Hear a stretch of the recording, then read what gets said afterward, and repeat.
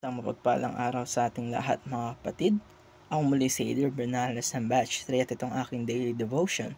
At ngayong araw ay pag-uusapan natin ng 3 panata tungkol sa pagkakaisa o unity in the body of Christ. At ang ating Bible verse ay mula sa Colossians chapter 3 verse 15.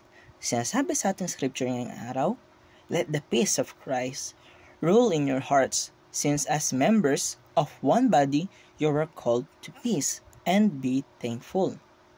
Kaya mga kapatid, ang tema natin ngayon na patungkol sa unity in the body of Christ ay sa panahon ngayon ay napakadaling magkaroon ng hindi pagkakunawaan sa simbahan, sa pamilya o kahit saan. Mga kaibigan pa man natin ay nagkakaroon tayo ng hindi pagkakaunawaan. Pero sa Colossians chapter 3 verse 15, pinapalalahanan tayo nito na tinawag tayo upang mamuhay sa kapayapaan bilang isang katawan ni Kristo. Ibig sabihin nito ay hindi lamang tayo basta magkakaibang tao na nagsama-sama sa isang lugar, kundi mga miyembro tayo ng isang katawan kung saan si Jesus mismo ang ating ulo. At ang unity naman ng katawan ni Kristo ay hindi patungkol sa pagkapare-pareho, hindi ito uniformity, kundi harmony, para tayong isang choir. Mayroon tayong iba't ibang boses, pero kapag nagkaisa ay napakaganda ng tunog. Ganon din dapat tayo bilang mga manampalataya mga kapatid, dahil ang pagkakaiba natin sa ugali, background o personality ay hindi hadlang kundi pagkakataon para mas makita natin ang kabuuan ng pag-ibig at biyaya ng Diyos. Kaya ngayong araw mga kapatid ay mayroon tayong 3 panata commitments patungkol sa pagkakaisa. Unang-una dito ay Christians reflect the community of the Trinity. Tayo ay nilikha sa imahe ng Diyos na 3 pero iisa, Ama, Anak at Espiritu Santo. Ang Trinity ay perfect example ng tunay na unity.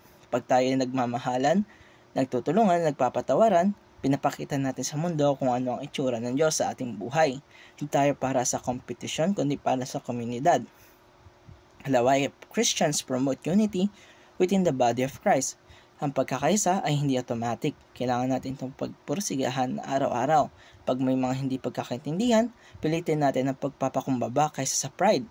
Pag mayroon tayong nasaktan, pilitin natin ang pagpapatawad kaysa pagbitbit ng galit. Dahil bawat relasyon sa loob ng simbahan ay mahalaga.